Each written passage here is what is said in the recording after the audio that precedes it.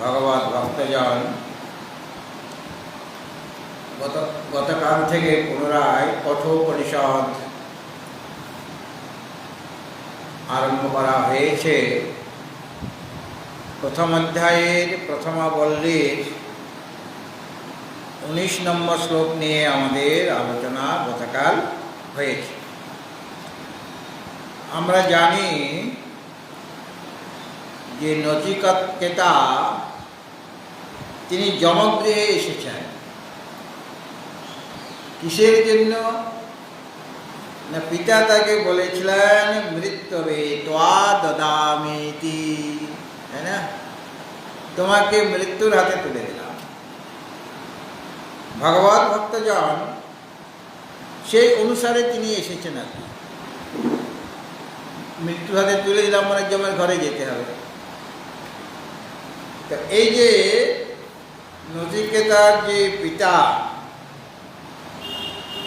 তিনি বাজশ্রবা মুনি।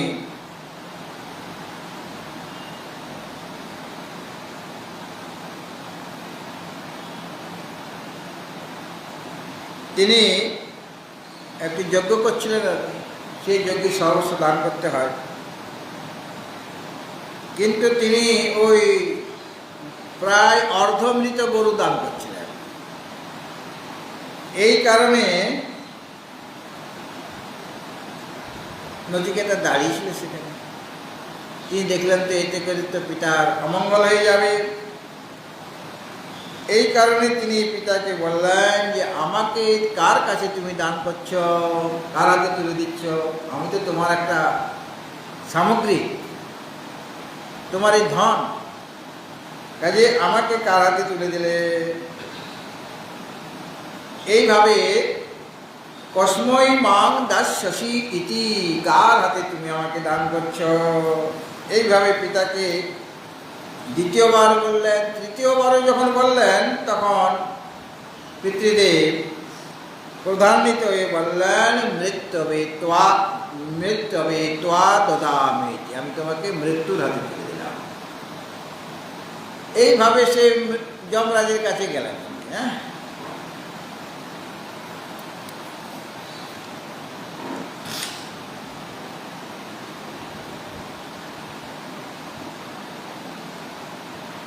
বাজশ্রবার পুত্র হচ্ছেন উদ্দাল। সে উদ্দাল হলেন তার পিতা। কার? নচিকেতা। তো কঠোপনিষদ শুরু হয়ে গেল, কঠোর ঋষির দ্বারা উক্ত হয়ে গেল। তো প্রত্যেক উপনিষদের শান্তি মন্ত্র ভিন্ন ভিন্ন আছে। এই কঠোপনিষদের শান্তি মন্ত্র হল কি? ওম সহনা ভবতু, বলা সহনৌ ভুনাক্তু সহ বীর্যং করবাবহৈ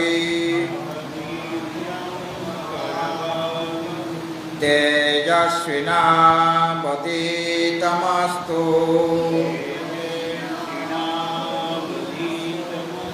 মা বিদ্বিষাবহৈ।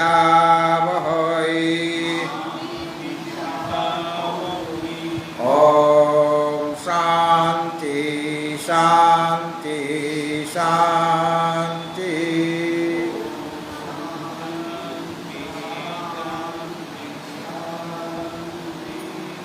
ওম নমো ভগবতে বৈবস্বতায় মৃত্যবে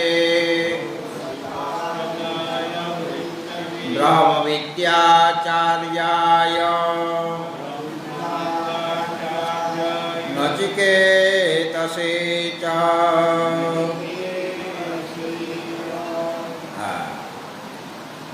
এখন নচিকেতা তো যমরাজের কাছে গিয়েছেন, কিন্তু যমরাজ ওই সময় উপস্থিত ছিলেন না, যমলোকে ছিলেন না, তিনি ব্রহ্মলোকে গিয়েছিলেন। হ্যাঁ, কি জন্য? ব্রহ্মাজির সাথে দেখা করার জন্য। ফিরছেন 3 দিন পর, 3 রাত্রির পর।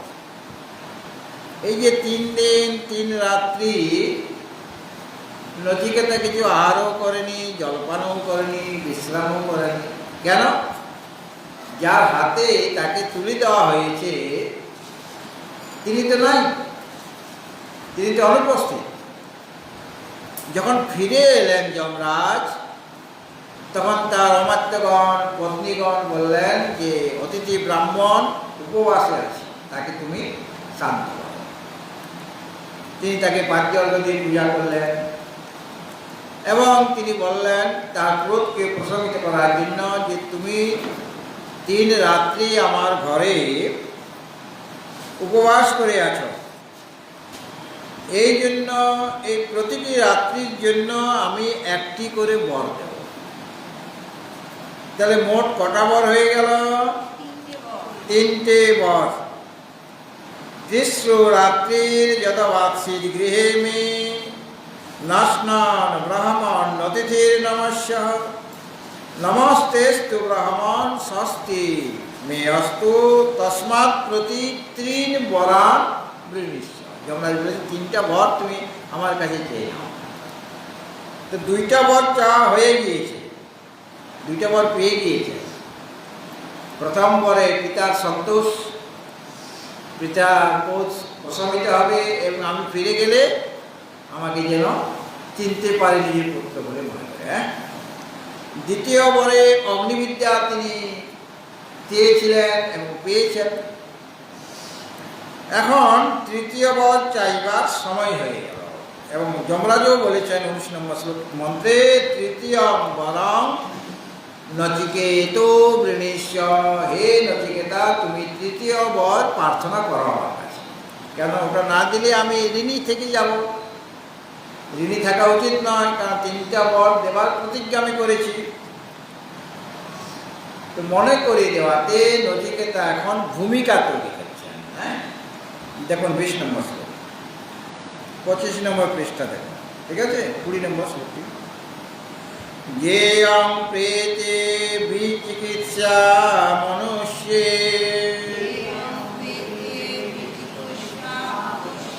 জ্ঞেয়ং প্রেতে বিচিকিৎসা মনুষ্যে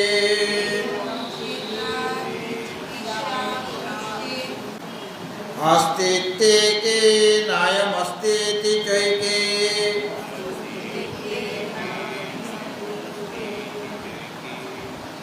एतद्विद्याम् अनुशिष्टास्त्वयाः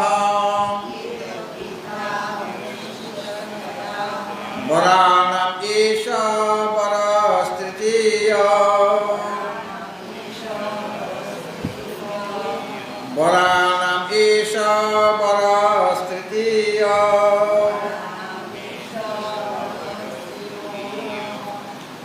এখন নচিকেতা 3য় বর প্রার্থনা প্রকারম আহ। নচিকেতা যে 3য় বর প্রার্থনা করার যে প্রকার, কিভাবে তিনি 3য় বরটা চাইছেন, ডাইরেক্ট বলছেন না, ওটা ঘুরে ফিরে বলছেন। সেটা বলছেন যে প্রেতে বিচিকিৎসা মনুষ্যে अस्तित्वे नायमस्ति चैके एतद्विद्याम् अनुशिष्टास्त्वयाहं वराणामेषा वरस्तृतीया। ঠিক আছে? ভগবত ভক্তজন, নচিকেতা আহ, এই মন্ত্রটা নচিকেতা বলেছেন। হ্যাঁ, কার মন্ত্রটা? কার কথা? নচিকেতা। নচিকেতা কে? তার পিতা হলেন বাজেশ্বর মুনি, তার পুত্র নচিকেতা জমালয়ে এসেছেন। তিনি বলছেন মনুষ্যে প্রেতে, প্রাণী মাত্র তার যখন প্রেতে মানে মৃতে সতী, তার যখন মৃত্যু হয়ে যায়, প্রেতে প্রযোগ এতে প্রেতে মানে তার যখন মৃত্যু হয়ে যায়, কোনো মানুষের যখন মৃত্যু হয় তখন কি হয়? ইয়া সর্বজন বিদিতা ইয়ং বিচিকিৎসা। বিচিকিৎসা মানে সংশয়। বলো, বিচিকিৎসা মানে কি বললাম? হ্যাঁ, সংশয় মানে সন্দেহ। হ্যাঁ, তো যখনই কোনো মানুষের মৃত্যু হয় তখনই আমার যারা রয়েছে, যারা এখন মৃত্যু হয়নি, যাদের প্রিয় ব্যক্তি মারা গেল, তাদের মনে একটা সংশয় জাগে। ইয়ং বিচিকিৎসা, এই বিচিকিৎসা হয় মানে সংশয় হয় মনে। কি সংশয় হয় না, অয়ম অস্তি ইতি একে। অয়ম মানে এই পরলোকগামী যে আত্মা, তিনি আছেন, এটা কোনো কোনো বাদী বলে থাকেন। কেউ কেউ বলেন মৃত্যুর পরেও আত্মা আছে, পরলোকগামী আত্মা আছেন। অস্তি ইতি একে। কোনো পক্ষ বলছেন যে মৃত্যুর পর, মানুষ মারা গেলে পর সব শেষ হয়ে যায় না, এখানে শেষ হয়ে যায় না, পরলোকগামী আত্মা আছেন। অস্তি ইতি একে মানে কে চিনো বাদী, কোনো কোনো বাদী মানে কোনো পক্ষ এই ধরনের কথা বলেছে। আর অন্য পক্ষ বলেন যে অয়ম নাস্তি, এই পরলোকগামী আত্মা নেই, কোথাও তাকে যেতে হয় না। হ্যাঁ, এখানে সব শেষ, শরীরটা শেষ হলে মানে সব শেষ হয়ে গেল। হ্যাঁ, এটা কোনো কোনো বাদী বলে থাকেন। বাদী মানে কোনো পক্ষ, অর্থাৎ এক একজন এক রকম কথা বলেন। কেউ কেউ বলছেন যে মৃত্যুর, মানুষের যখন মৃত্যু হয়ে যায় তখন পরলোকগামী আত্মা আছেন। আর কোন পক্ষ বলছেন যে মানুষের মৃত্যু হয়ে গেলে এখানে সব শেষ হয়ে যায়, আর কিছু থাকে না, পরলোকগামী আত্মা নাস্তি ইতি একে মানে কোনো কোনো পক্ষ এই ধরনের কথা বলে থাকে। অহং তয়া অনুশিষ্ট, এখানে দেখো 20 নম্বর শ্লোকে আছে, দেখো এতদ বিদ্যাম অনুশিষ্ট তয়া হং। হ্যাঁ, মানে ওটা লুপ্ত আকার। লুপ্ত আকার যখন শ্লোক পাঠ করব তখন লুপ্ত আকারের উচ্চারণ হবে না। অনেকে ওটাকে হস্যইকার মনে করে, অনেকেই মনে করে ওটা হকার। আসলে ওটা হকারও নয় আর হস্যইকারও নয়, ওটা একটা আলাদা অক্ষর, সেটা হলো লুপ্ত আকার, ওখানে অ ছিল। হ্যাঁ, অনেকেই হ উচ্চারণ করে দেয়, হ উচ্চারণ করাটা ভুল। হ্যাঁ, অনেকে হ বলে দেয়, যেমন নমস্তেস্তু, তো নমো হস্তু বলে দেয়, বলে কি অনেকে বলে, শুনেছি নমস্তুতে। হ্যাঁ, তো নমস্তুতে তো না বলে নমো হস্তুতে, ওটা লুপ্ত কারণে উচ্চারণ করতে নেই, সেখানে হ উচ্চারণ করে মনে করছে ওটা হ বটে। হ্যাঁ, কিন্তু এটা সম্পূর্ণ ভুল।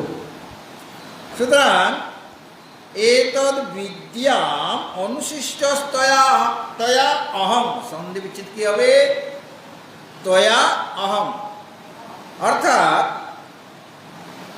অহং তয়া অনুশিষ্ট সাজালে। আমার আছে কথাটা কি, অনুশিষ্ট তয়া অহম। হ্যাঁ, আমি সাজাবো কেমন করে, পদ্যের আকারে আছে তো, ওটা সাজাতে হয়, মানে অন্যায় করতে হয়, অন্যায় করতে হয়। কি সাজালাম, যে অহম তয়া অনুশিষ্ট, আমি তোমার দ্বারা উপদেশ প্রাপ্ত হয়ে, কারণ আমি তোমার কাছে এসেছি, এখন আমি চাইছি এই বিষয়ে জানতে, তাই তুমি আমাকে উপদেশ দেবে। তাহলে অনুশিষ্ট মানে উপদিষ্ট, তোমার দ্বারা আমি উপদিষ্ট। হ্যাঁ, কি বিষয়ে, এই বিষয়ে সংশয়কে দূর করা যায়।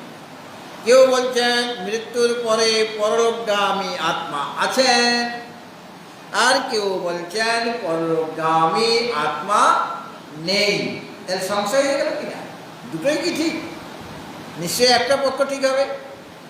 আমি যখন বলি যে প্রায় সন্ধ্যাবেলায় গেছি, রাস্তা দিয়ে যাচ্ছি জঙ্গলের মধ্যে দিয়ে, দেখছি একটা মানুষ দাঁড়িয়ে আছে না কোনো খুঁটি দাঁড়িয়ে আছে, বুঝতে পারছি না। হ্যাঁ, অনেক সময় জঙ্গলের গাছগুলি কেটে দেওয়া হয়, কিছুটা কেটে দেওয়ার পরে ওটা মনে করি 3 হাত 3.5 হাত দাঁড়িয়ে আছে। তো সন্ধ্যাবেলায় যাচ্ছি, মানে মানে ভালো আলো নেই, অন্ধকারও পুরো হয়নি।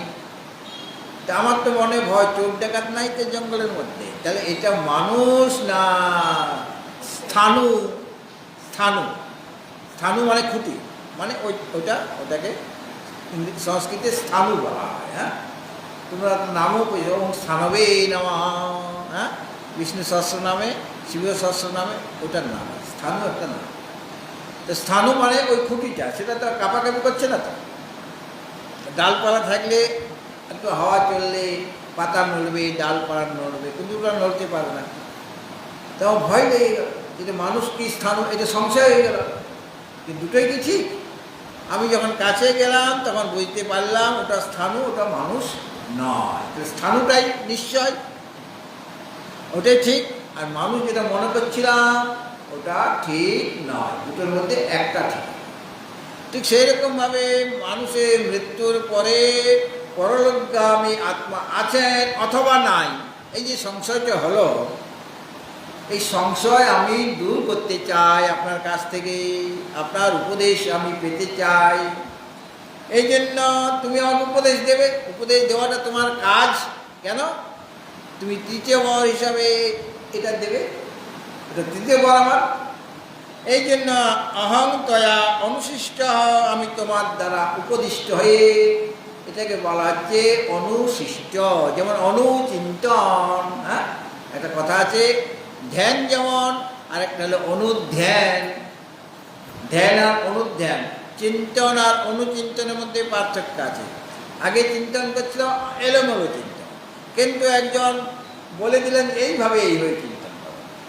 ঈশ্বরের চিন্তন করতে গেলে একটা তো ক্রম আছে, সেই ক্রমে চিন্তন করো। তখন সেটা হয়ে গেল গুরুদেবের উপদেশ পাওয়ার পর যে চিন্তন, সেটা হলো অনুচিন্তন। আগে আমি ধ্যান করছিলাম, কিন্তু ধ্যানটা আমার ঠিক হচ্ছিল না, গুরুদেব উপদেশ দিলেন, তারপরে আমি যে ধ্যানটা করছি সেটা হলো অনুধ্যান, সেখানে ভুল হবে না। সেরকমভাবে শিষ্ট মানে উপদেশ লাভ করা, কিন্তু শাস্ত্র পড়েও তো আমি আর জিনিসটা জানা যেতে পারি। শাস্ত্র পড়ে নয়, গুরু মুখ থেকে তোমাকে উপদেশ পেতে হবে। এই জন্য বলা হলো অনুশিষ্ট, মানে গুরু মুখ থেকে উপদিষ্ট হয়ে তুমি আমার গুরুদেব। এখানে যেমন গীতাতে কৃষ্ণ অর্জুন সংবাদ আছে না, কৃষ্ণ হলেন সদ্গুরু আর অর্জুন হলেন সৎ শিষ্য। কেননা অর্জুন ভগবান শ্রীকৃষ্ণকে গুরু রূপে বরণ করেছেন কিনা? কেন কি বলেছেন? কার্পণ্য দোষোপহত স্বভাব পৃচ্ছামি ত্বাং ধর্ম সংমূঢ় চেতা যশ্রেয়স্যা নিশ্চিতং ব্রূহিতং মে শিষ্যস্তেহং সাধে মাং ত্বং প্রপন্নঃ। আমি তোমার শিষ্য, আমি তোমার শরণগত। কাজে আমি যদি তোমার শিষ্য হই, তাহলে তুমি আমার গুরুদেব, তুমি আমাকে উপদেশ দেবে। সাধি মানে আমাকে অনুশাসন করো। তো ওখানে গুরু শিষ্য সংবাদ, সেরকম কঠোপনিষদটাও গুরু শিষ্য সংবাদ। গুরুদেবকে যমরাজ আর শিষ্যকে নচিকেতা। সুতরাং কে কাকে উপদেশ দেবেন? গুরু শিষ্য যে নচিকেতা, তাকে উপদেশ দেবেন। কি বিষয়ে? আত্মতত্ত্ব বিষয়ে। অগ্নিবিদ্যারও উপদেশ দিয়েছেন গুরুরূপে। এবং প্রথম বর যেটা পিতার সন্তোষ ইত্যাদি, সেটাও গুরুরূপে তাকে উপদেশ দিয়েছেন। তৃতীয় বর এখন চাইছেন, কাজে সেটা তৃতীয় বর হিসেবে যেটা জানতে চাইছেন সে বিষয়ে গুরুদেব উপদেশ দেবেন। কে? যমরাজ বা মৃত্যু বা বৈবস্বত। আমরা বলেছি না বৈবস্বতায় মন্ত্র, মানে মঙ্গলাচরণ করতে গিয়ে কি বলা হয়েছে? ওম নমো ভগবতে বৈবস্বতায়, মানে বিবস্বানের পুত্র। আর মৃত্যু হবে যমরাজ এক নাম মৃত্যু। আর তিনি কিরকম? ব্রহ্মবিদ্যা আচার্যায়, ব্রহ্মবিদ্যা যিনি আচার্য, ব্রহ্মবিদ্যার উপদেশ যিনি দেন। আর কাকে প্রণাম করা হয়েছিল? সৎ শিষ্যকে। সৎ শিষ্য প্রণামের যোগ্য। এই জন্য নচিকেত সেই নচিকেতাকেও আমি প্রণাম জানাচ্ছি, আচার্য শঙ্কর বলছেন। হ্যাঁ, সুতরাং অহং তয়া অনুশিষ্ট, আমি তোমার দ্বারা উপদিষ্ট হয়ে এতদ বিদ্যা, এই যে পরলোক তত্ত্ব, অর্থাৎ মৃত্যুর, মানুষের মৃত্যুর পরে পরলোকগামী আত্মার বিষয়ে আমি সেই তত্ত্বটা জানতে চাই। তোমার দ্বারা আমি উপদিষ্ট হলে ওটা আমার জানা হয়ে যাবে। এই জন্য এতদ বিদ্যা, এই যে পরলোক তত্ত্ব আমি জানবো, জানতে চাই, বিজানিয়াম। এইটাই হলো, তুমি তো তৃতীয় নির্বাচনে বলছো না, যে আগে বলেছিল যে তৃতীয়ং বরং নচিকেত বৃণীষ্য, যমরাজ বলেছিলেন যে হে নচিকেতা তুমি তৃতীয় বরটা প্রার্থনা করো। আর নচিকেতা কি বললেন, বরা নাম এস বরস তৃতীয়, তুমি যে বর দিতে চেয়েছিলে তিনটা বর, সেই তিনটা বরের মধ্যে এটা হলো তৃতীয় বর। হ্যাঁ, বর দিতে চেয়েছিলেন তিনটা, প্রথম বর দেওয়া হয়ে গেছে, দ্বিতীয় বর দেওয়া হয়ে গেছে, এখন তৃতীয় বর বাকি। তাহলে বরা নাম এস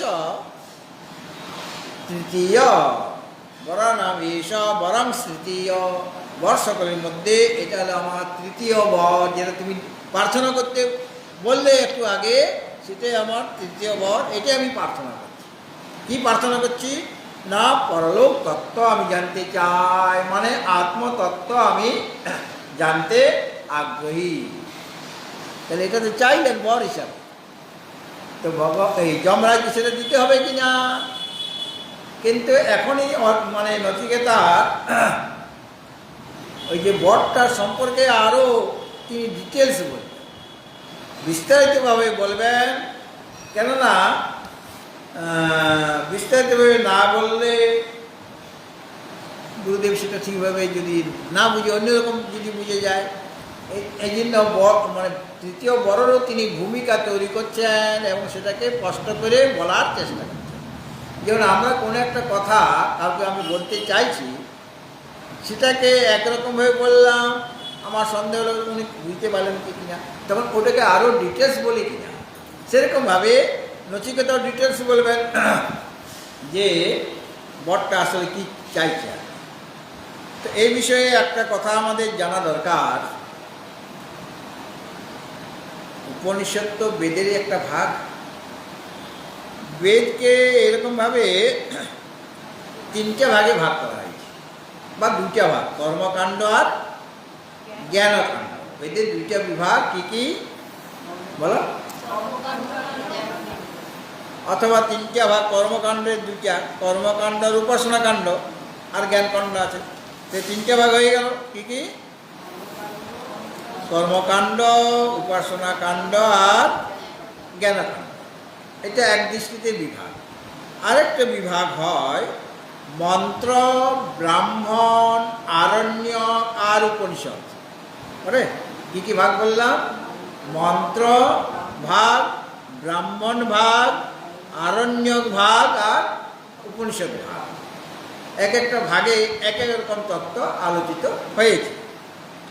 তো ওটা আলোচনা করার পূর্বে আমি কয়েকটা বক্তব্য বিষয় বলছি যেটা জানা দরকার, যেটা আমাদের মনে স্বাভাবিকভাবে প্রশ্ন জাগে, সব লোকের মনে প্রশ্ন জাগে। আর আমরা হাটে বাজারেও ওই ঘটনা মানে ওই প্রশ্নগুলো শুনি, মহারাজ মানুষ মারা গেলে কি হয়, এরকম লোকে প্রশ্ন করে বসে। কেননা এটা আমাদের অনাদিকালের একটা প্রশ্ন জেগে আছে যে মরলেই উনি কোথায় গেলেন, কি করছেন, বা আছেন কিনা, এই ধরনের প্রশ্ন আমাদের মনে জাগে। তো দেখুন, নচিকেতা তিনটা বর চেয়েছিল, মানে তিনটা বর তার প্রাপ্য, তার মধ্যে দুইটা বর চাওয়া হয়ে গেছে এবং সেই দুইটা বর নচিকেতা পেয়েও গেছেন, যমরাজের কাছ থেকে পেয়ে গিয়েছেন। এখন তৃতীয় বরে তার প্রার্থিত বস্তুটা কি, তৃতীয় বরে প্রার্থিত আরেকটা অন্য একটা বস্তু। প্রথম বরে পিতার সন্তোষ, দ্বিতীয় বরে অগ্নিবিদ্যা, এখন তৃতীয় বরে তিনি কি চাইবেন বিচার করে চাইতে হবে, কেন তিনটার বেশি তো বর দেবে না, এমনিতে তো সন্তুষ্ট হয়ে চতুর্থ বা পঞ্চম বর যমরাজ দিয়েছেন, কিন্তু প্রধান বর তো দেবে না, ওটা তো মানে বাই প্রোডাক্ট। কারখানাতে যে জিনিসটা প্রধানভাবে তৈরি করা হচ্ছে সেটা হলো প্রধান জিনিসটা, তার সাথে সাথে বাই প্রোডাক্টও কিছু হয় কি না। বাই প্রোডাক্ট মানে পেট্রোলের, আমার পেট্রোল তুলছে কিন্তু ওখানে কেরোসিনি হচ্ছে, তারপরে আলকাতরা হচ্ছে, অনেক কিছু হয়, বা সে নানা রকম সেন্ট তৈরি হচ্ছে, ওখানে গ্যাস তৈরি হচ্ছে, গ্যাসও তো হচ্ছে, পেট্রোল হচ্ছে, তাহলে বাই প্রোডাক্টও কিছু আছে। সেরকমভাবে মূল যে বর সেটা আমি চাই, আর সন্তুষ্ট হয়ে তিনি কী দেবেন না দেবেন সেটা তার ব্যাপার, সেটা তার উপর নির্ভর করে, সেটা তার নির্ভর করলে আমার চলবে না। তৃতীয় বর হিসেবে আমার যেটা আমি চাইছি মনে মনে, সেটা আমার চাই, মানে তিনি আগের থেকেই বিচার করে রেখেছেন, অথবা একটা ডিসিশন নেবার মতো ক্ষমতা তার আছে। হ্যাঁ, কেন সে তো তার বাবাকে জিজ্ঞাসা করে আসে নাই যে বাবা আমি তো আমাকে তো যমরাজের কাছে পাঠাচ্ছ, তো আমি কিভাবে কি বর চাইব? বলে আগে কি বর চাইবে, বর দেবে কি দেবে না কোনো স্থিরতা আছে? হ্যাঁ, আর পিতার সাথে তো পিতা সেইভাবে কোনো ডিরেকশনও দেয় না, আর বর দেবার তো কথাও ছিল না, এখানে এসে বরটা পেয়ে গেল। সুতরাং ডিসিশনটা তাকে নিজে নিতে হবে, ওই বালক নচিকেতাকে সিদ্ধান্তটা নিতে হবে কি বর আমার চাই। একদিন ভগবান শিবের প্রার্থনা করছেন, ভগবান সন্তুষ্ট হয়ে তাকে বললেন যে তুমি বর চেয়ে নাও। তখন তো সে তো নির্জনে আছে, এখন সে কি বলবে আমি পত্নীকে জিজ্ঞাসা করি, আমি ছেলে মেয়েদের জিজ্ঞাসা করি তারপর বরটা দেবে? ততক্ষণে আশুতোষ ভগবান পাল্লাবে, ওই তুমি এখনই তোমাকে বলতে হবে, ওই জিজ্ঞাসা করে হবে না। হ্যাঁ, তো এখানে নচিকেতা তিনি বিচার বিবেচনা করে বর চাইবেন। এখন এই যে আমার তো এই উপনিষদের কঠোর উপনিষদ দুইটা অধ্যায় আছে, প্রথম অধ্যায় আর দ্বিতীয় অধ্যায়। আবার প্রথম অধ্যায়ে তিনটা ভাগ, প্রথমা বললি, দ্বিতীয়া বললি আর তৃতীয়া বললি। আর দ্বিতীয় অধ্যায়ে তিনটা বললি আছে। বললি মানে লতা, বললি শব্দের অর্থ কি? এই যে লতানো গাছ, ওগুলো লতা বা বললি। আগেকার দিনে প্রকৃতিকে লোক ভালোবাসত, প্রকৃতিকে ধ্বংস করতো না। এই প্রকৃতির নাম অনুসারে নাম হতো বিভাগ। যেমন সপ্তকাণ্ড রামায়ণ বলি কিনা, সপ্তকাণ্ড, কাণ্ড নাকি গাছের কাণ্ড। রামায়ণে যে সাতটা কাণ্ড আছে, মানে কাণ্ডকে মনে করে দেওয়া হচ্ছে, বৃক্ষের প্রতি প্রেম করো, তার কাণ্ডকে লক্ষ্য করো, কাণ্ড যেন ঠিক থাকে। হ্যাঁ, আর ভাগবতে দ্বাদশ স্কন্ধ, স্কন্ধ মানেও কাণ্ড, আবার পৃষ্ঠা মানে পাতা। হ্যাঁ, পাতা বলি কিনা, ওই গাছের পাতা। যাই হোক, তো প্রথম অধ্যায়ে তিনটা বললি আর দ্বিতীয় অধ্যায়েও তিনটা বললি। এখন এই যে প্রথম বললি নিয়ে আলোচনা চলছে এখন আমাদের। তো প্রথম বললির এই যে 20 নম্বর যে মন্ত্র, যে মন্ত্রটা আমরা আজকে পাঠ করছি, যে প্রেতে বিচিকিৎসা মনুষ্যে অস্তিত্বে নায়মস্তি চৈকে এতদ্বিদ্যা মনুষ্যস্তয়াহম বরা নাম এস বরস তৃতীয়।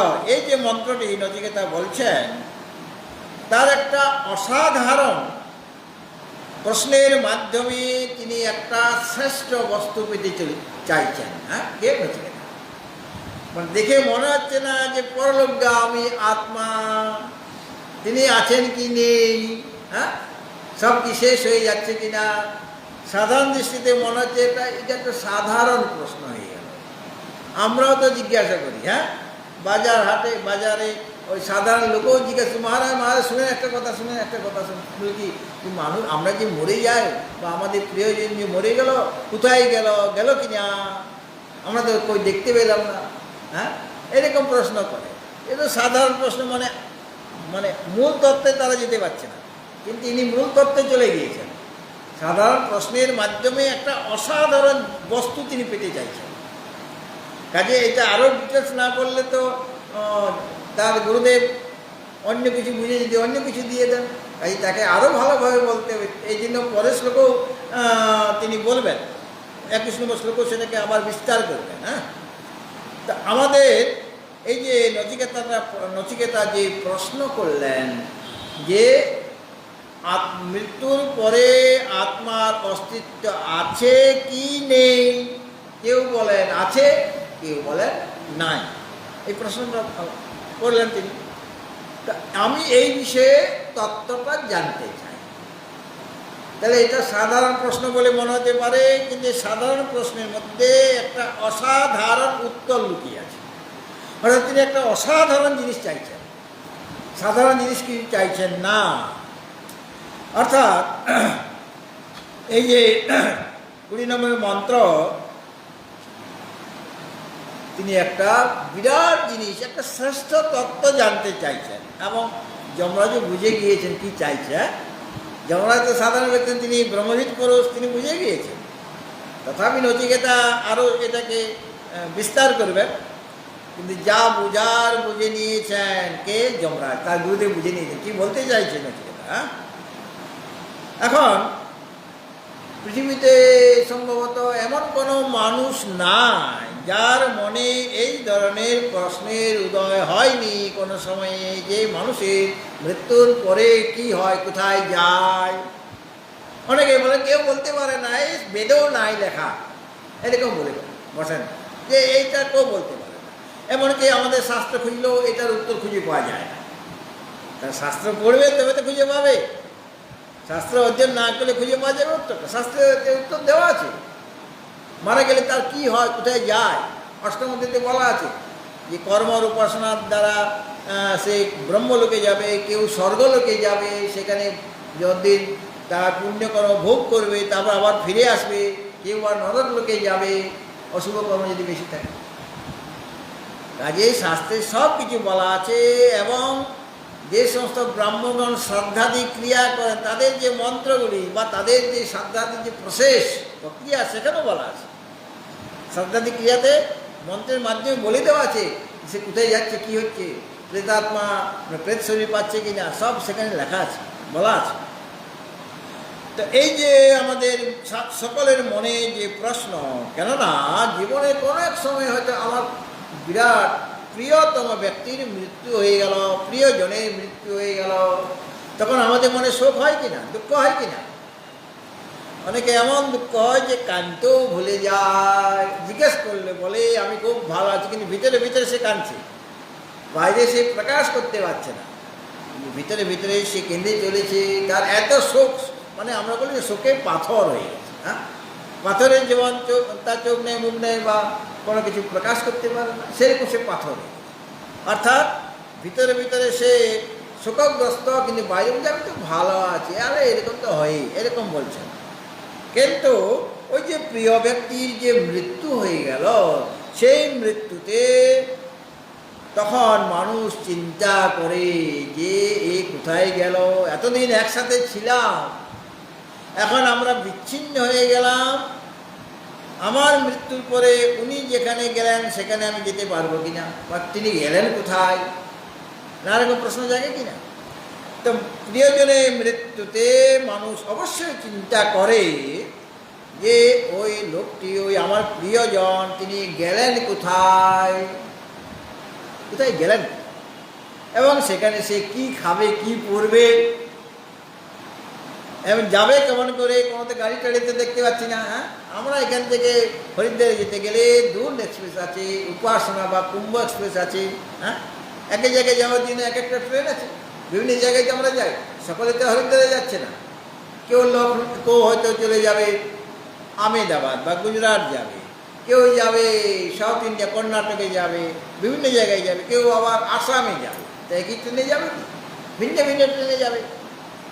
তো এখানে গাড়িটা কি, আর রাস্তা কত দূর, কীভাবে যাবে। ওনার তো পায়ে, যখন মারা গেলেন তার পায়ে হাঁটুতে ব্যথা ছিল, কোমরে ব্যথা ছিল, সে বেচারি খুঁড়িয়ে খুঁড়িয়ে এতদূর যাবে কেমন করে, সেটা আমরা ভাবছি। অন্ত অসুস্থ, অনেক রোগ জ্বালা ছিল তার, তাহলে এই রোগ জ্বালা নিয়ে সে যাবে কেমন করে।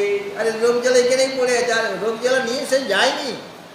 হাঁটু ব্যথা হাঁটু তো নিয়ে যায়নি সে, কোমর ব্যথাও নিয়ে যায়নি, আর রোগ জ্বালা সেটাও সে নিয়ে যাচ্ছে। সেই শরীর নষ্ট হলে মানে রোগ জ্বালাও আর নাই। কিন্তু ওই যে সূক্ষ্ম শরীর আছে, মনে রাখতে হবে, সে সূক্ষ্ম শরীরতে যাবে। ওখানে সূক্ষ্ম শরীরের মধ্যে জীব আছে, জীব সূক্ষ্ম শরীরতে জীব নয়, কিন্তু জীব সূক্ষ্ম শরীরকে অবলম্বন করে চলে যাচ্ছে আরেক লোকে, তার কর্ম অনুসারে বা তার উপাসনা অনুসারে, তার জ্ঞান বিবেক বিচার অনুসারে বা তার কর্ম অনুসারে সে অন্য লোকে যাবে। তো প্রিয়জনের মৃত্যুতে আমাদের চিন্তা হয়ে গেল যে উনি গেলেন কোথায়, একটু বিরাট চিন্তা। বা তার শরীরটা কি আগের মতোই আছে, যেভাবে আমি তাকে দেখেছিলাম এতদিন যাবৎ, ঠিক সেরকমই শরীরে আছে। তো সেরকম শরীর থাকলে এই শরীরটা তো এখানে আমরা পুড়িয়ে দিলাম, ওটা তো ভস্মীভূত হয়ে গেল, অথবা গঙ্গার জলে ভাসিয়ে দিয়েছি, মানে গঙ্গার জলে বাক্সের মধ্যে রেখে সেটাকে পাথর দিয়ে ফেলে দিয়েছে, ও তো মাছে টাছে খেয়ে ফেলেছে, হ্যাঁ, অনেক পোকামাকড়ে খেয়ে ফেলবে, তো শরীরটা তো যাবে না, কোথাও যেতে পারবে না, শরীরটাও তো নড়াচড়াই করতে পারছে না। তাহলে সে যদি যায় তো কীভাবে যাবে? কারণ তার তো শরীরেই নেই, যাবে কেমন করে? বা যদি যায় তো গেল কোথায়? তার অস্তিত্বের কি এখানেই সমাপ্তি? মানে স্থূল শরীরে চলে গেল মানে সব শেষ হয়ে গেল? যারা চারবাক তারা বলেন যে মরণাৎ মুক্তি, মানুষ মরে গেলেই মুক্তি, মুক্তির জন্য আলাদা শ্রম নির্দেশন করার কোনো দরকার নেই। হ্যাঁ, বলে যতদিন আছো সুখপূর্বক থাকো, খাও দাও পিও, মজা করো, কয়েকদিনের জন্য সংসারে এসেছ, কাজে যাবৎ জীবে সুখম জীবে ভীতং ঋণং কৃত্বা ভীতং পিবে ভস্মীভূতস্য দেহস্য পুনরাগমনং কুতঃ। যতদিন আছো ভালো থাকো, ঋণ করে ঘি খাও, মানে ভালো থাকার জন্য যদি ঋণ করতে ঋণ করো, বলে দিতে পারবো না, যে শোধ করতে হবে, যে বলে এই শরীরটা যদি ভস্মীভূত হয়ে যায়, ছাই হয়ে যায়, তো আর আগমন থোড়াই হবে, কাজে খুব আনন্দে থাকে, মানে এখানে সব শেষ। এটাকে কেউ বলে। এদের অনেকের প্রশ্ন জাগে যে এখানে কি সব ওনার সব সমাপ্ত হয়ে গেল, আর কোথাও গেল না, বা উনি নাই, তার অস্তিত্বই আর নাই, মানে তিনি জিরো হয়ে গেলেন, এইরকম কি? এইরকম যে নয়, এটা নচিকেতা জানেন। হ্যাঁ, নচিকেতা তার শাস্ত্র জ্ঞান আছে, সে তার পিতার কাছে শাস্ত্র অধ্যয়ন করেছে, কিন্তু পিতা দেখলেন এ তো আমার কাছে শাস্ত্র অধ্যয়ন করেছে, কিন্তু আরও কিছু অধ্যয়ন করার দরকার। সেটা কে করাবে? না যমরাজ, তিনি ব্রহ্মবিদ্যার আচার্য। এইরকম আচার্য পাওয়া যাবে না। আমরা যখন ছেলে মেয়েদের কোনো ইউনিভার্সিটি বা কলেজে ভর্তি করি, ভালো কলেজ দেখে তো ভর্তি করি, ওখানে ভালো অধ্যাপক আছে, ওই বিষয়টা ওই কলেজে ভালো পড়ানো হয়, ইংরেজিটা ওই কলেজে ভালো অধ্যাপক আছে, ওখানে পড়ানো হয়। এরকম চিন্তা ভাবনা করে সেই কলেজে আমরা ভর্তি হই। হ্যাঁ, অমুক ইউনিভার্সিটিতে অমুক বিষয়টা ভালোভাবে পড়ানো হয়, সেই ইউনিভার্সিটি তুমি ভর্তি হও। তোমাকে যে সর্বদাই ক্যালকাটা ইউনিভার্সিটিতে ভর্তি হতে হবে কোনো মানে নেই। এমন বিষয় আছে যেটা যাদবপুর ইউনিভার্সিটিতে ভালোভাবে পড়ানো হয়, সেখানে ভালো ভালো অধ্যাপক আছে। তাই চিন্তা ভাবনা করে গার্জেনরা সেই কলেজে বা ইউনিভার্সিটিতে প্রবেশ করায় কিনা ছেলে মেয়েদের, ঠিক সেরকমভাবে নচিকেতার পিতা সে দেখছেন আমি যা জানি তাকে তো অধ্যয়ন করেছি, পড়েছি, কিন্তু এর আরও হাই কোয়ালিটি মানে গুরুদেব দরকার, আচার্য দরকার। হাই কোয়ালিটি আছেন যমলোকে, পৃথিবী লোকে নাই, ওকে পড়াবার মতো লোক এই পৃথিবী লোকে নাই, যমলোকে যেতে হবে। হ্যাঁ, মানে এখানে ভারতবর্ষে যেটা পড়ানো হয় না সেটা আমি আমেরিকায় গিয়ে পড়ছি, বা ইংল্যান্ডে ইউকেতে গিয়ে পড়ছি, এরকম হয় কি না?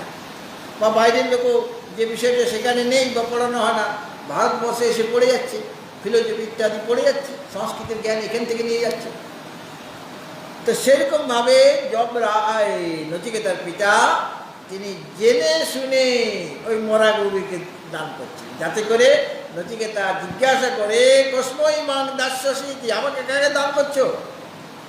মরা গরু দান না করলে তো মানে আধা মরা, দান না করলে তো নচিকেতা এর প্রশ্ন করবে না, আর আমি তো উত্তর দেব না।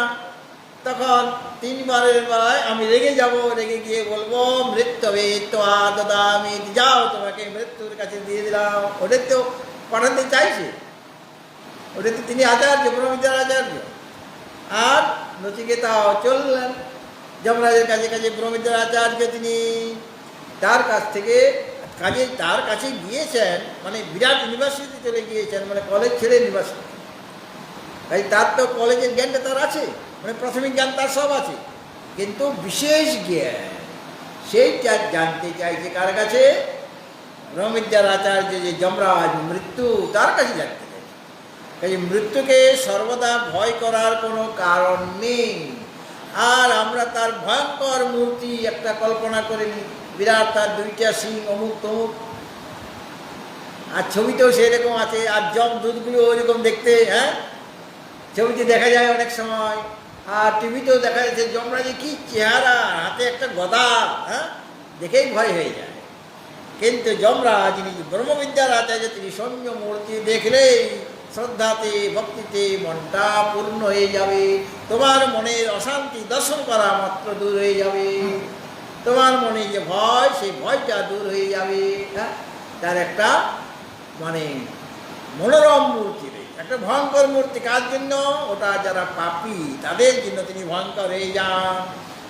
আর যারা ব্রহ্মবিদ্যা লাভের আগ্রহী তাদের জন্য তিনি সৌম্যমূর্তি হয়ে গেলেন। হ্যাঁ, তার কাছে পাঠিয়ে দিয়েছেন।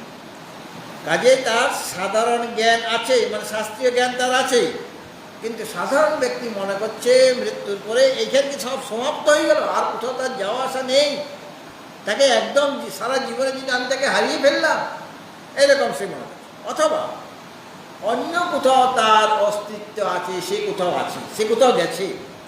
দুই রকমভাবে ভাব। একটা ভাবছে যে এখানে সব সমাপ্ত হয়ে গেল, আবার কখন কোনো ভাবছে না না, এটা কি হতে পারে, তিনি নিশ্চয়ই কোনো জায়গায় আছেন, এবং কোনো জায়গায় ভালোভাবেই আছেন, বা কেমন আছেন সেটা জানতে পারছেন, কিন্তু আছেন কোনো একটা জায়গায়, কোনো একটা দেশে নিশ্চয়ই তার অস্তিত্ব রয়েছে। একেবারে শেষ হয়ে গেল, কেউ বলছে শেষ হয়ে গেল, আর কিছু নেই, জিরো হয়ে গেল, আর তাকে কোনোদিন দেখা যাবে না। আর কেউ বলছেন না না, তিনি আছেন, তার অনস্তিত্ব নয়, অস্তিত্ব আছে। ঠিক এই প্রশ্নই এখানে নচিকেতা তুলে ধরলেন। সাধারণ মানুষ যে প্রশ্ন করে, যেমন সাধারণ মানুষ প্রশ্ন করে সে মূল তত্ত্বকে জানার জন্য নয়, নচিকেতা যে প্রশ্ন করেছেন এটা মূল তত্ত্বকে জানার জন্য, মানে আত্মতত্ত্বকে জানার জন্য তার প্রশ্ন। এই প্রশ্নের মধ্যে আত্মতত্ত্বের কথাটা ভিতরে ঢুকে রয়েছে, হ্যাঁ, সেটা সাধারণভাবে বোঝা যাচ্ছে না। অতএব তিনি বিনীতভাবে যমরাজকে বলছেন, আমাকে উপদেশ প্রদান করো, আমি তোমার উপদেশ লাভে নিজেকে আমি অনুশিষ্ট করব। শিক্ষিত ব্যক্তি কাকে বলে? আমরা বলি না উনি খুব শিক্ষিত ব্যক্তি, মানে উনি বিএ পাস বা এমএ পাস বা রিসার্চ করেছেন, ডক্টরেট ডিগ্রি আছে, তাদেরকে আমরা এডুকেটেড বলতে পারি, শিক্ষিত বলতে পারি না। শিক্ষিত কারা? যারা গুরুদেবের কাছ থেকে উপদেশ প্রাপ্ত হয়েছেন, তারা হলেন অনুশিষ্ট বা উপদিষ্ট বা শিক্ষিত। সদ্গুরুর উপদেশ না পেলে তাকে যথাযথ শিক্ষিত বলা যাবে না। আমার গুরুদেব, পিতৃদেব রয়েছেন, মাতৃদেব রয়েছেন, আচার্য রয়েছেন, সদ্গুরু রয়েছেন, এরা সকলে আমাকে উপদেশ দেয় কিনা? তারা কি স্কুল কলেজে বইগুলি পড়ায়? সকলে স্কুল কলেজে বই পড়ায় না। মাতা একজন গুরু কিনা? সে কি প্রাইমারি স্কুলে পড়াগুলি পড়াচ্ছেন নাকি? দরকার নেই। সে যে আচরণগুলি শিখাচ্ছেন, কীভাবে কথা বলতে হবে, কীভাবে মানে ঠাকুর ঘরে তাকে নিয়ে যাচ্ছে, আসো আসো আসো, সে চন্দন মারছে, তো তার মেয়েটাও চন্দন মারতে হবে, এরকম হয় কিনা? ওইগুলো আচরণ করে শেখানো। সুতরাং তোমার কাছ থেকে উপদিষ্ট হয়ে আমি নিজেকে শিক্ষিত করে তুলতে চাই। আমি এখন শিক্ষিত হয়নি, যথার্থ শিক্ষা আমার হয়নি। তোমার কাছ থেকে উপদেশ পেলে, এই বিষয়ে উপদেশ পেলে, দেখুন এর আগে 2টা বিদ্যা লাভ হয়ে গিয়ে তথাপি তুমি শিক্ষিত নন, এখনও কিছু শিক্ষা বাকি আছে। সেই শিক্ষাটা তুমি দেবে, সেই উপদেশ তুমি দেবে, এবং তোমার উপদেশ পেয়ে আমি নিজেকে শিক্ষিত করে তুলব। সেই সবচেয়ে মূল্যবান যে তত্ত্ব, সেই তত্ত্ব বিষয়ে আমি উপদেশ পেতে চাই তোমার কাছে। সেই তত্ত্বকে না জানলে কেউ শিক্ষিত হতে পারে না। আমরা দেখেছি ছান্দোক্য উপনিষদে, সেখানে ওই উদ্দালক আর শ্বেতকেতুর কথা আছে।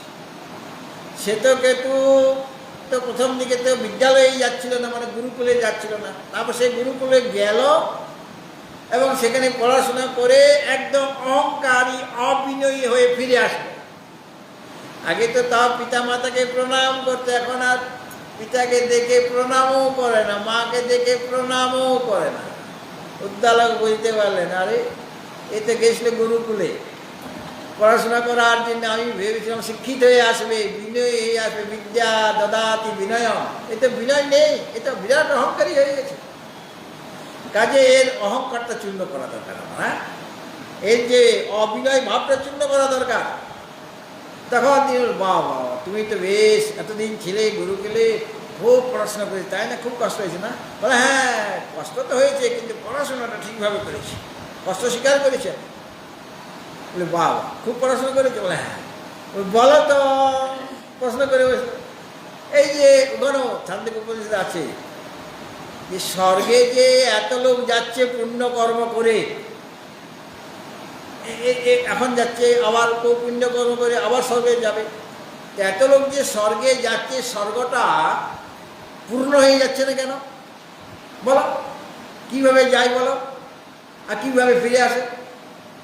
বলে এটা তো আমি জানি।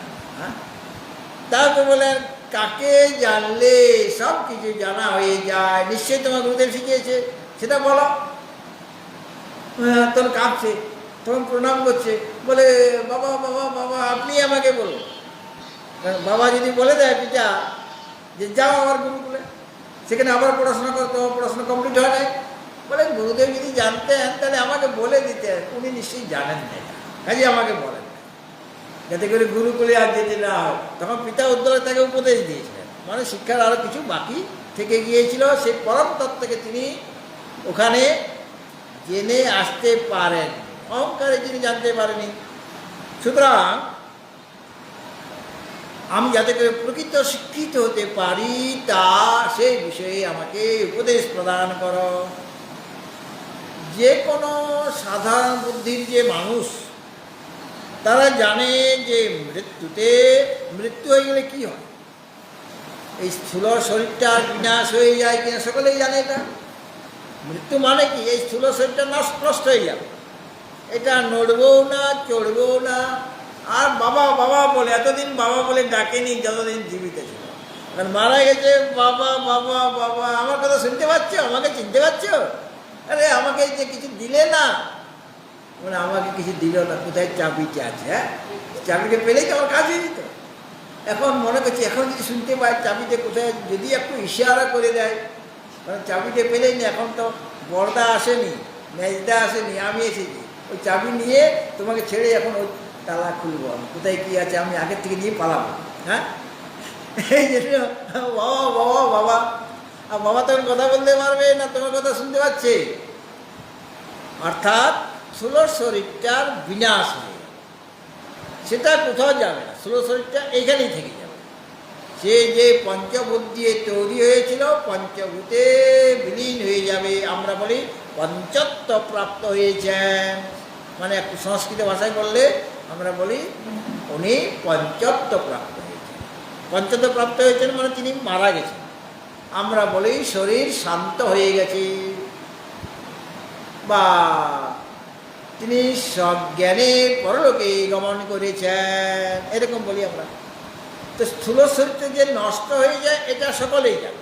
স্থূল শরীরটা কোথাও যায় না, ওটা তো খুব জোর নিমতলায় যাবে, তাও তো নিজে নিজে যেতে পারবে না, লোকের কাঁধে চেপে যাবে। হ্যাঁ, বা গাড়িতে করে যাবে, বা অ্যাম্বুলেন্সে যাবে, ভাবে যাবে তো, কিন্তু নিজে চলে যেতে পারবে যে আমার তখন ডাক এসে যে চলো আমি কোথায় নিমতলায় যাবো নাকি কেওড়াতলায় যাবো, হ্যাঁ, নাকি কাঠের উনানে আমাকে পোড়াবে, বলে কি কিছু বলতে পারে? মৃত শরীরটা কিছু আর কোনো কথাই বলবে না। কাজে আমাদের জানা আছে যে স্থূল শরীরটা নাশ হয়ে যায়, স্থূল শরীরটা কোথাও যাবে না, এটা সকলেই জানে। মৃত্যুর পরে কিছু থাকে কি থাকে না, মানে স্থূল শরীরটা তো মানে ওটা তো নষ্ট হয়ে গেল, ওটা তো থাকবে না। তার মানে কি, মৃত্যুর পরে নচিকেতা প্রশ্নটা এখন দেখুন বিচার করে। নচিকেতা কি প্রশ্ন করেছেন? মৃত্যুর পরে আত্মা থাকে কি থাকে না, মৃত্যুর পরে এর অস্তিত্ব আছে কি নেই। তো শরীরের অতিরিক্ত যেটা, কারণ শরীরটাতে যে থাকে না, শরীরটাতে যে কোথাও যায় না, সেটা তো নচিকেতাও জানে, সাধারণ মানুষও জানে। হ্যাঁ, একটা বাচ্চা ছেলেও জানে যে স্থূল শরীরটা ওখানে ছাই হয়ে গেল, সেটা কোথাও যাচ্ছে। তাহলে নচিকেতার যে প্রশ্ন যে মৃত্যুর পরে মানুষের অস্তিত্ব থাকে কি না, তার মানে শরীরটা থাকবে না, শরীর থেকে অতিরিক্ত অন্য কোনো তত্ত্ব থাকে কি? শরীরটা তো এখানে তিনি দেখতেই পাচ্ছেন চোখের সামনে, সেটা নষ্ট হয়। কাজে শরীরের অতিরিক্ত কোনো বস্তুর অস্তিত্ব থাকে কি থাকে না, এটা হলো প্রশ্ন। প্রশ্নটা এই নয় যে স্থূল শরীরটা থাকে কি থাকে না, স্থূল শরীরের অতিরিক্ত অন্য কোনো তত্ত্ব মৃত্যুর পরে তার অস্তিত্ব থাকে কি থাকে না? এটা হলো নচিকেতার প্রশ্ন। মানে আমরা গভীরে যাচ্ছি, গভীরে যেতে যেতে দেখা যাবে ওটা আত্মবিষয়ক প্রশ্ন হয়ে গেছে। হ্যাঁ, এখনো বোঝা যাচ্ছে না এটা আত্মবিষয়ক প্রশ্ন কিনা। হ্যাঁ, সাধারণভাবে এটা বুঝতে পারছি না কিভাবে এটা মানে তৃতীয় ওয়ার্ড হলো কি করে। তৃতীয় ওয়ার্ডে তো আত্মবিদ্যা তিনি চাইবেন, এটা তো আমরা জানি। কিন্তু এই প্রশ্নটা দেখে 20 নম্বর শ্লোক থেকে বোঝা যাচ্ছে কি যে তিনি আত্মবিদ্যা চাইছেন? এটা বোঝা যাচ্ছে না।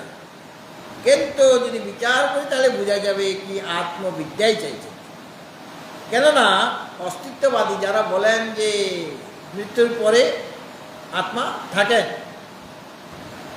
তাদের মতে মৃত্যুর পরে আত্মা থাকে যারা অস্তিত্ববাদী, আর একজন অনস্তিত্ববাদী। অস্তিত্ববাদী বলছেন কি যে মৃত্যুর পরে শরীরটা থাকবে না ঠিকই, কিন্তু আত্মা থাকে। আর অনস্তিত্ববাদী কি বলছেন যে মৃত্যুর পরে আত্মা থাকে না। সব এখানেই সমাপ্ত হয়ে গেল। যাক, এইভাবে দেখা যায় যে নচিকেতার প্রশ্নটা হলো আত্মতত্ত্ব সম্পর্কে, দেহ সম্পর্কে নয়। দেহটা আছে কি নাই সে সম্পর্কে তার প্রশ্ন নয়, আত্মতত্ত্ব সম্পর্কিত তার প্রশ্ন। কার? নচিকেতা। আর আত্মায় যে সেই পদার্থ যেটা মৃত্যুর পর কোনোভাবে সংশ্লিষ্ট হবে না, কারোর সাথে সে লিপ্ত নয়। হ্যাঁ, আজকে যে তার যার শরীর চলে গেল সে হয়তো আমার পিতা হতে পারেন, মাতা হতে পারেন, তার সাথে আমার একটা সম্পর্ক গড়ে উঠেছিল, আমার বন্ধু হতে পারেন। কিন্তু এই স্থূল শরীরটা যখন চলে গেল তখন সে কি আমার পিতা থাকবে না মাতা থাকবে, আমার ছেলে থাকবে না মেয়ে থাকবে? সে কেন? স্থূল শরীরে তোমার পিতা, স্থূল শরীরে তোমার মাতা ছিল। স্থূল শরীর যখন নষ্ট হয়ে গেল তখন সে যে লোকে যাচ্ছে এর পরে তার যে স্থূল শরীর যে গ্রহণ হবে সেটা তো এই শরীর হবে না, এটা অন্য একটা শরীর। এবং সে অন্য কারো পুত্র হয়ে আসবে, তার পিতা আরেকজন হবে।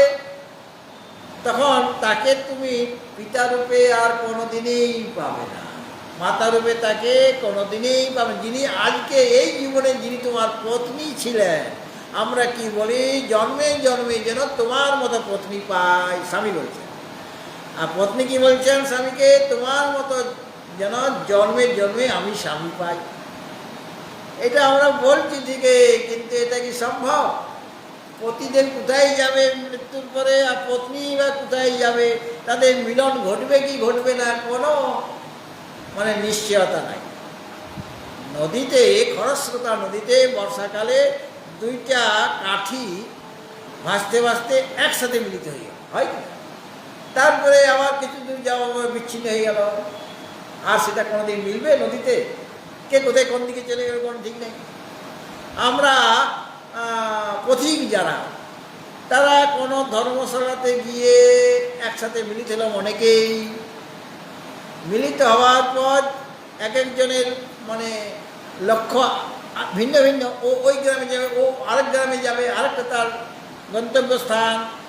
তো আমরা তো অতীত হয়ে সেখানে উপস্থিত হয়েছিলাম, সেখানে এক জায়গায় রাত কাটিয়েছি ঠিকই, অনেক পরিচয় হয়ে গেল, বন্ধুত্ব হয়ে গেল। তারপরে কে কোন দিকে চলে গেল কোনো আর হদিশ পাওয়া যাচ্ছে না। হ্যাঁ, ঠিক সেরকমভাবে ওই শরীরটা আর তোমার পিতা মাতা রূপে থাকবে না। সুতরাং আত্মা এমন একটা পদার্থ যা মৃত্যুর দ্বারা কোনোভাবেই সংশ্লিষ্ট নয়, তার মৃত্যু নয়। মৃত্যুটা কার? স্থূল শরীরে মৃত্যু হয়েছে। মৃত্যু মানে নাশ। স্থূল শরীরে একদিন জন্ম হয়েছিল, আর স্থূল শরীরের একদিন বিনাশ হয়ে গেল। আত্মার জন্মও নাই, ন জায়তে ম্রিয়তে বা কদাচিৎ, নায়ং ভূত্বা ভবিতা বা ন ভূয়া, অজো নিত্য শাশ্বত অয়ং পুরাণ, না হন্যতে হন্যমানে শরীরে। মৃত্যুটা আত্মার হয় না, মৃত্যুটা কার হয়েছে? স্থূল শরীরে। সূক্ষ্ম শরীরেও তখন মৃত্যু হয় না, সূক্ষ্ম শরীরেও একদিন মৃত্যু হবে। কিভাবে মৃত্যু হবে তার? যখন কারণ শরীরে নাশ হবে, মানে অবিদ্যা নাশ হবে। অবিদ্যা নাশ হলে মানে কারণ শরীর নাশ হলে সূক্ষ্ম শরীরের মৃত্যু হবে, আর সূক্ষ্ম শরীর থাকবে না। সূক্ষ্ম শরীর না থাকলে আর সে কোনোদিন স্থূল শরীর গ্রহণ করতে পারবে না, মানে সে মুক্ত হয়ে গেল। তো আত্মার সাথে মৃত্যুর কোনো প্রকার সম্পর্ক নেই। মানে মৃত্যু যখন নেই তখন তার জন্মও নেই। মৃত্যু মানে দেহের সাথে জন্ম মৃত্যুর একটা সম্পর্ক আছে, কিন্তু আত্মার সাথে জন্মেরও কোনো সম্পর্ক নাই, আর মৃত্যুরও কোনো সম্পর্ক নাই। সেটা সবসময়ই আছে, সর্বদাই রয়েছে, সর্বত্র, সব দেশে, সব কালে, সব বস্তুতে আত্মা তিনি বিরাজিত হয়ে আছেন। তো এই যে প্রথম বর, দ্বিতীয় বর আর তৃতীয় বর, প্রথম বরে তিনি কি চেয়েছিলেন? প্রথম বর থেকে দ্বিতীয় বর একটু উন্নত, আর দ্বিতীয় বর থেকে তৃতীয় বর আরও বেশি উন্নত, সর্বশ্রেষ্ঠ। কেননা প্রথম বরে তিনি কি চেয়েছিলেন? ইহলোকে সুখ, মানে ইহলৌকিক সুখ চেয়েছিলেন। প্রথম বরে নচিকেতা যেটা চাইলেন ইহলৌকিক সুখ, মানে পিতার সন্তোষ। মানে কি? পিতা যদি সন্তুষ্ট থাকেন তাহলে পুত্র ভালো থাকবে, হ্যাঁ? তাহলে ইহলৌকিক সুখ চেয়েছিলেন প্রথম বরে। দ্বিতীয় বরে কি চাইলেন? অগ্নিবিদ্যা, মানে পারলৌকিক সুখ, মানে স্বর্গে যাবে সে, স্বর্গজনক ওটা। কাজে প্রথম বর অপেক্ষা দ্বিতীয় বরটা উন্নত কিনা? প্রথম বরে ইহলৌকিক সুখ চেয়েছিলেন, আর দ্বিতীয় বরে কি চাইলেন? পারলৌকিক সুখ, মানে দ্বিতীয় বরটা আরও উন্নত হলে কিনা? তাহলে মানে এই যে তিনটা যে বর তিনি চাইছেন, নচিকেতাই তো চেয়েছেন, এই যে একটার পর একটা উন্নত হয়ে যাচ্ছে, মানে এটা একটা সাধনার ক্রম। এই ক্রমে আমাকে আত্মতত্ত্বকে জানতে হবে, একটা ক্রম চাই। মানে হঠাৎ করে আমি লাভ দিয়ে আত্মতত্ত্বকে লাভ করতে পারবো না। সুতরাং ইহলৌকিক সুখ প্রথম বর, তার চেয়ে উন্নত যে বর সেটা হলো পারলৌকিক সুখ, মানে স্বর্গ। তার চেয়েও সর্বশ্রেষ্ঠ বর হলো আত্মতত্ত্ব বা আত্মবিদ্যা, যে বিদ্যার আর তুলনা হয় না। সর্বাপেক্ষা শ্রেষ্ঠ বর হলো তৃতীয় বর। কাজে এখানে একটা ক্রম আছে, ইহলৌকিক সুখ, পারলৌকিক সুখ, আর যেটা ইহলৌকিক পারলৌকিকের অতীত এমন একটা সুখ, সেই সুখটা হলো আত্মসুখ বা আত্মানন্দ। হ্যাঁ, সে সুখের নাম পরমানন্দ। সেটা তৃতীয় বর হিসেবে চেয়েছে। ইহলোকলভ্য যে ফল, যে কোনো ফল এই লোকে যেটা আমরা লাভ করি সেটা চিরকাল থাকে কি? চিরকাল থাকবে? যে বস্তুটা আমি পেলাম চিরকাল থাকবে? চিরকাল থাকবে না। বা বস্তুটা আছে হয়তো কোনো রকমের বস্তুটা টিকে গেছে, আমি তাই। কাজে থেকে কি আমার কী লাভ হলো? আমি তো ওটা পেয়েছিলাম, ওটা তো আমার ছিল, কিন্তু এখন আমার বলতে পারবো যখন আমি চলে গেলাম তখন কি ওটা আমার থাকবে? তখন আরেকজন ওটা অধিকার করবে। আমি চলে গেলে আমি একজন রাজা, আমি একটা রাজ্যের মালিক।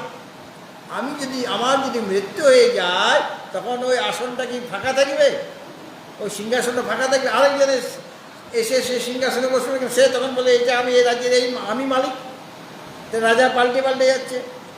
সুতরাং এখানেও ওই তখন আর রাজত্বটা তার থাকবে না, সে তো চলে গেল, তার শরীরটাই নেই। বা আমার শরীর এখনো আছে, কিন্তু যে জিনিসটা আমি পেয়েছিলাম সেটা নষ্ট হয়ে গেছে। এটা কোন হয়? তাই দেখুন, ইহলৌকিক যা ফল সেটা ক্ষণিক বিনাশ। আমরা প্রথমে তো ইহলৌকিক ফলেই চাই, তারপরে আর একটু যখন উন্নত তখন আমি পারলৌকিক ফল চাইছি। সেটা মানুষ তার জীবনটা অল্প 100 বছর ধরে নিচ্ছে, এবং 100 বছরে কত যে রোগ জ্বালা হবে তার কোনো ইয়ত্ত নাই। আর যেটা পেয়েছিল সেটা হারাচ্ছি, বা সে নিজেও থাকছে না। কিন্তু এর চেয়ে উন্নত স্বর্গলোক, সেখানে যে দেবতারা রয়েছেন আমাদের দৃষ্টি তারা অমর। আর এই যে মশাগুলি আমাদের খাচ্ছে না, কীর্তন করছে তো মাঝে মাঝে, তো মশাগুলি বলছে যে আমরা 14 পুরুষ কেন 100 পুরুষ ধরে তোমার রক্ত আমরা খেয়ে যাচ্ছি বংশ পরম্পরায়।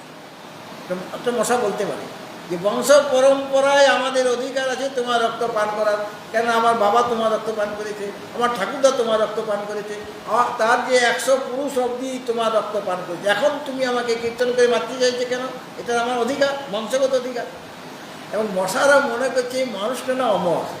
মশারা মনে করবে কিনা? মশাদের আয়ু কত? কত? 7 দিন। আচ্ছা 15 দিন থাকে। কত কম?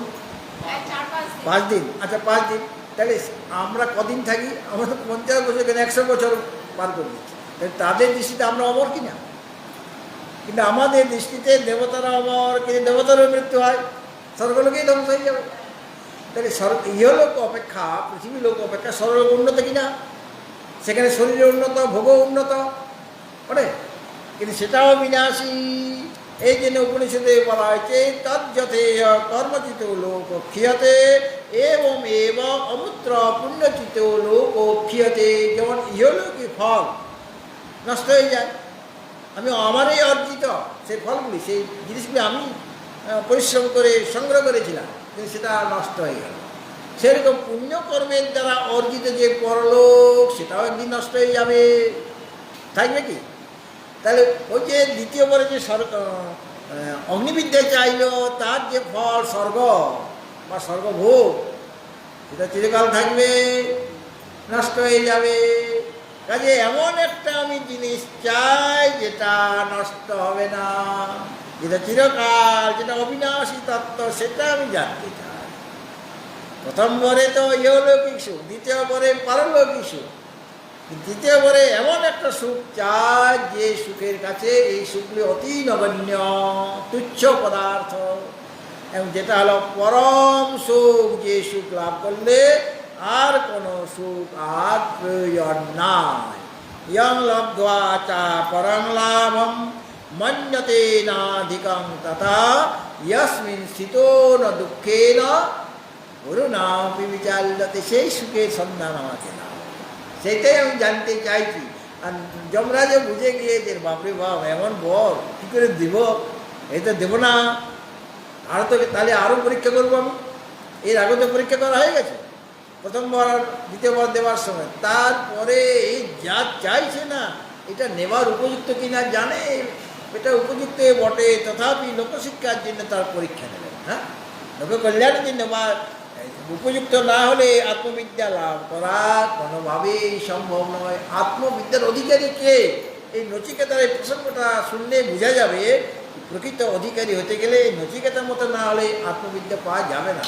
ব্রহ্মবিদ্যা আচার্য তো আছে, কিন্তু তিনি উপদেশ দিলেও সেই তত্ত্ব আমরা বুঝতে পারব না। হ্যাঁ, ভগবত ভক্তজন আগামীকাল শুক্রবার, আগামীকাল কি আত্মানাত্ম, শুক্র আর শনি আত্মানাত্ম বিবেক, ওটা নিয়ে আলোচনা। আর এটা আবার বুধ আর বৃহস্পতি। ঠিক আছে, এখন আর